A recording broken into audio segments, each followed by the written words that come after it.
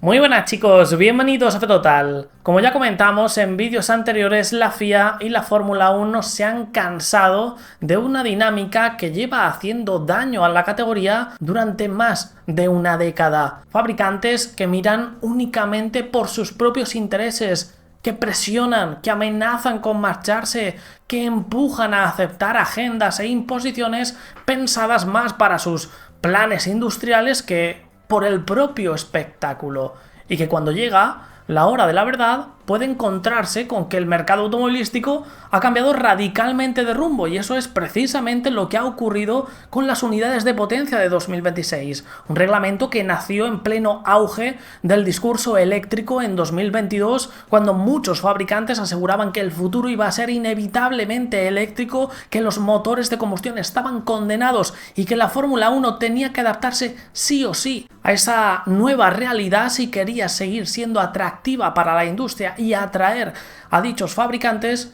Pero 4 años más tarde, cuando ese reglamento ha visto a la luz, ha llegado por fin al asfalto, el mundo ya no es el mismo y te deja con un producto deficiente, con demasiado peso, demasiada complejidad, demasiada gestión energética, demasiado lift and coast, demasiado clipping, tecnicismos interminables, un comportamiento errático que muchas veces ni los miembros de los propios equipos entienden, y con una sensación cada vez más extendida de que el producto, de que estas unidades de potencia 2026 van en contra de la propia naturaleza de la competición. Las imposiciones de los fabricantes han ido en contra de la propia naturaleza de la competición, y el motivo por el cual presionaron su introducción, que era una agenda política pura y dura, ya no está, ya no existe. Esto no puede volver a ocurrir. Ha llegado la hora de que la Fórmula 1 siga su propio camino y vuelva a ser el lugar donde los pilotos empujen al límite constantemente, donde el coche va al máximo de sus posibilidades, donde cada batalla se decide por la velocidad, por el riesgo, por la pericia al volante, no una en la que el piloto tenga que estar constantemente sobreviviendo a un mapa energético imposible, calculando cuándo ahorrar, cuándo regenerar, cuándo desplegar y cuándo simplemente aceptar que el coche no tiene más electricidad al final de las rectas. Por eso las palabras tanto de Nicolás Tombazis, representando a la FIA, como de Stefano Domenicali, representando a la Fórmula 1 recientemente, fueron tan importantes, marcaron un verdadero punto de inflexión, porque por primera vez desde dentro de la propia Fórmula 1 se empieza a lanzar un mensaje claro: la categoría no va a volver a ser rehén de los fabricantes, hay que escucharles, hay que contar con ellos, obviamente, pero no se puede diseñar el futuro del campeonato a base de amenazas, ni aceptar un reglamento solamente porque encaja con la narrativa de turno, que dentro de unos años puede haber cambiado radicalmente, dejando con una mano delante y otra detrás. Siempre debe ir primero la salud de la competición y el interés de aficionados y pilotos, que es lo que mueve la Fórmula 1 y lo que atrae a las grandes marcas. No nos equivoquemos, la máxima categoría del automovilismo, hace mucho tiempo reconocido por los propios altos cargos de las marcas, se convirtió más que en un campo de pruebas de tecnologías que se transfieren a los coches de calle, a un escaparate publicitario puro y duro. Por ello, estas grandes marcas quieren estar en la Fórmula 1 y no se plantean ir a la Fórmula E, cuya electrificación es total, o han tenido un paso muy efímero como Mercedes o McLaren. Mejor campo donde probar dichas tecnologías no habría.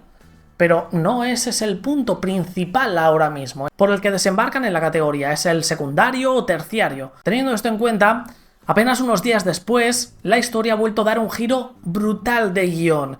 Ben Sulayem, el presidente reelecto de la FIA, con una actitud desafiante un tanto autoritaria, como acostumbra, en este caso concreto y sin que sirva de precedente, se la voy a dejar pasar, tengo que decir, ha realizado unas explosivas declaraciones a diferentes publicaciones con motivo del Gran Premio de Miami y en medio de toda la polémica por el nacimiento de estos nuevos motores 2026. Es un aviso a navegantes, se acabó, ahora nosotros dictamos nuestro propio destino, y ha anunciado oficialmente que sí o sí la siguiente arquitectura de motores será un V8, será el regreso de los motores V8. Es potestad de la FIA poder implementarlo y lo va a hacer, tenga o no el beneplácito de los fabricantes. La pregunta no es si se hará o no, sino cuándo. Está por llegar, es solo cuestión de tiempo. En 2031 la FIA tendrá la potestad de hacerlo sin necesidad de la votación de los fabricantes. Esta es la normativa, pero queremos adelantarla un año, algo que todos nos piden desde fuera.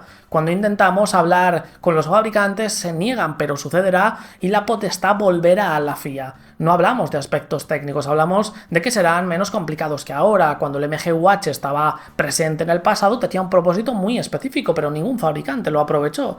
Ahora con el MGUK el motor es el mismo, es turboalimentado de 1,6 litros. Si le preguntaras a cualquiera de los fabricantes de la Fórmula 1 si todavía fabrica coches con motor V10, la respuesta sería no, es más popular y fácil de manejar el V8, ofrece un sonido agradable, es menos complejo y ligero, pronto se oirá hablar de él y se tratará de una electrificación mínima. Pero el cambio principal estará en el motor, no será como ahora con una distribución 46-54, tendrá muy poca potencia eléctrica. El motor V8 se encuentra en coches de calle de Ferrari, Mercedes, Audi y Cadillac, está presente en la mayoría de los fabricantes y esta permite fabricar coches ligeros. Mi objetivo es 2030, falta un año para que la normativa entre en vigor por completo. Los fabricantes de motores quieren que suceda, pero supongamos que los fabricantes no votan a favor, entonces se hará en un año. No se trata de preguntarme si necesito su apoyo, no, se hará. El V8 está en camino.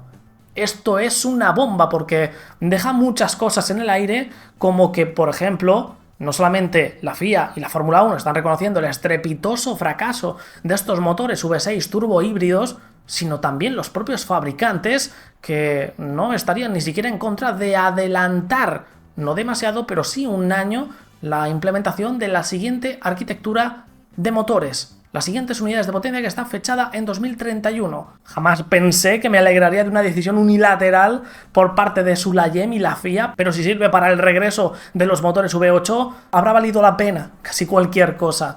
Y esto va a ser una realidad si atendemos a sus palabras. Vamos a aterrizarlas. Ha estado en el debate el motor V10 desde hace incluso unos cuantos meses, cuando lo propusieron desde la FIA, con aquel majestuoso sonido que nos pone la piel de gallina solamente recordarlo, el pick para mí sonoro de la categoría con diferencia en la Fórmula 1, además obviamente nostálgico por mi parte, ya que fue cuando empecé a seguir la categoría. Pero a ver, la FIA está pensando una opción que es la mejor para la competición, la que quieren los pilotos y aficionados, pero a su vez que tenga algunos componentes útiles para los fabricantes, unas excusas para mantenerse o entrar. Se habla ahora mismo, en las primeras conversaciones actualizadas, adelanta Motorsport de un V8, ojo que se me cae la lagrimilla, atmosférico, no turbo como se estaba hablando con anterioridad, en V de 90 grados y una cilindrada de 2.600 centímetros cúbicos. Recordemos que los anteriores V8 que compitieron entre 2006 y 2013 tenían una cilindrada de 2.400 centímetros cúbicos. La Fórmula 1 apostaría por los combustibles sintéticos, que es una puerta gigante que se ha abierto con este reglamento de motores actual. Es seguramente uno de los únicos puntos realmente exitosos y una gran alternativa para el parque automovilístico, foco de desarrollo para las marcas y que abre la posibilidad al regreso de estos motores más grandes. Y va a cortar con la electrificación, solamente añadirán un pequeño KERS, un pequeño MGUH de 100 kilovatios, menos incluso que los 120 de 2014. Simplemente de apoyo, estaría bien que además fuera controlado 100% por los pilotos durante la vuelta, como lo era el KERS en su momento, para que nadie se pueda quejar, que haya un poquito de todo, pero más de lo que nutre la competición y lo que aman los pilotos y aficionados, con el objetivo de alcanzar los 1000 caballos en total. Las ventajas de este cambio serían tremendas, prescindiría por completo de las limitaciones actuales de rendimiento por la batería, pudiendo los pilotos ir al máximo constantemente, olvidémonos obviamente de lift and coast, en vueltas de clasificación, super clipping, su funcionamiento volvería a ser más puro, pudiendo los pilotos ir al máximo constantemente, regresaría ese mítico sonido estridente que todos añoramos, serían mucho más simples y económicos, permitiendo que algunos equipos privados como por ejemplo Aston Martin o McLaren pudieran animarse a construir sus propias unidades de potencia o recibir motoristas independientes como tuvimos a Cosworth con anterioridad, dando más alternativas que siempre enriquecen la parrilla. Y quizá lo más importante para lo que es el espectáculo, el peso bajaría de forma considerable. Tendríamos coches más ligeros, que significa coches más vivos, más ágiles, más agresivos, más exigentes para el piloto y más espectaculares para el aficionado. En definitiva, una Fórmula 1 mucho más cercana a su propia esencia, lo que nunca debió dejar de ser. La pregunta no es si van a volver, ya se puede casi dar por hecho, sino cuándo exactamente. Recuerdo que la fecha oficial para la siguiente arquitectura de motores es 2031. Ahí la FIA tiene potestad para implementar el cambio sin necesidad de aprobación externa, pero quieren adelantarlo a 2030. Incluso dice Ben Sulayem que los fabricantes están abiertos a adelantar el cambio regulatorio. Para ello necesitarían el voto de al menos 4 de los 6 fabricantes, la mayoría. Y para ello también, a su vez, deberán estar conformes con las nuevas unidades de potencia. Ben Sulayem apunta fuerte, apunta alto, con una actitud desafiante para empezar esta negociación, cuya idea sería tener al menos definida en su mayoría antes de final de año, aprovechando el momentum actual de frustración, de indignación por el comportamiento errático de las unidades de potencia, inteligentemente, para que la Fórmula 1 regrese a sus orígenes, incluso con el beneplácito de los fabricantes más reticentes. Al final, como hemos dicho varias veces, mientras el público abarrote las gradas y esté pegada al televisor, marcando cifras récord en la categoría de asistencia, de rating, a pocas que haya mínimas excusas políticas para estar, y las seguirá habiendo, combustibles sostenibles, mínimo de electrificación, los fabricantes se van a matar por estar ahí, con un V8 o un V6 70% eléctrico.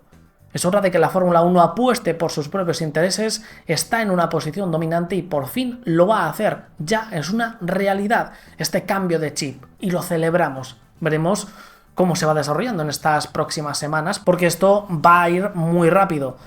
Toto Wolff representando a Mercedes, una de las marcas que más ha presionado para tener una Fórmula 1 electrificada más no poder, pero curiosidades de la vida, su paso por la Fórmula E fue efímero. Está abierta al regreso de los V8, ¿está de acuerdo? Vale, pero sin renunciar a la electrificación, con 800 caballos térmicos, pero 400 más eléctricos. Una especie de supermotor, él lo define. A largo plazo creo que desde el punto de vista de Mercedes estamos abiertos a las regulaciones de motores. Nos encantan los V8, solo nos traen buenos recuerdos. Desde nuestra perspectiva es un auténtico motor Mercedes que alcanza altas revoluciones. ¿Y cómo lo hacemos? ¿Cómo le proporcionamos suficiente energía desde la batería para no perder la conexión con el mundo real? Si optamos por la combustión al 100%, nos veremos un poco ridículos en 2030. Así que debemos tenerlo en cuenta. Simplificamos el sistema y convirtámoslo en un megamotor. Estamos totalmente dispuestos a hacerlo. Mercedes ha demostrado ser, y eso es así objetivamente dentro de la historia de la Fórmula 1, una marca líder en el desarrollo de unidades de potencia de alta capacidad, independientemente de su arquitectura, si es V10, si es V8, si es V6 turbo híbrido. Siempre han sido un seguro de vida. Tener un motor de la estrella en tu parte trasera es sinónimo de calidad, de potencia. No te va a faltar rendimiento. Ahora, concretamente en esta era híbrida, es donde más han conseguido marcar la diferencia deportivamente respecto a sus rivales. Son expertos precisamente en esa materia, más incluso de la excelencia que ya demuestran en el resto. Y no quieren renunciar a eso. Quieren mantener un peso eléctrico muy importante. Ahí es donde está la trampa. Mercedes no se opone al V8, pero tampoco quiere perder terreno donde han marcado más diferencia, que es la hibridación. Por eso Toto Wolff no habla de un V8 simple con una pequeña ayuda eléctrica, como parece lo que va a imponer Ben Sulayem desde la FIA, sino un megamotor de 1200 caballos con 400 caballos eléctricos, o lo que es lo mismo, un V8 sí, pero intentando que la electrificación siga teniendo un peso decisivo, no como un mero apoyo, algo terciario. Para mí esto no es viable porque seguiría arrastrando los principales señalamientos de esta arquitectura de motores 2026, un peso brutal, concesiones nuevamente de rendimiento para gestionar tal nivel de potencia eléctrica, porque es demasiado para el tamaño de las baterías, y si metes más batería pues más peso. Es que hay que aceptarlo, y yo no estoy en contra de la electrificación.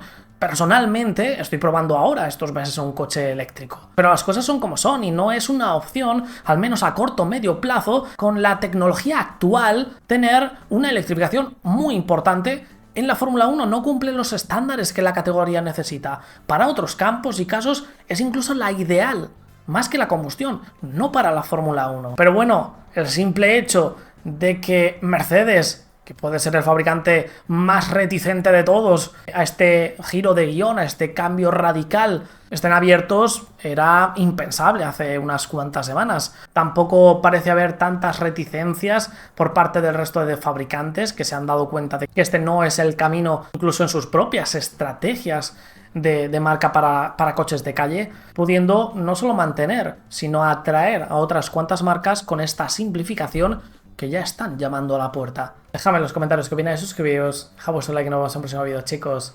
Hasta luego.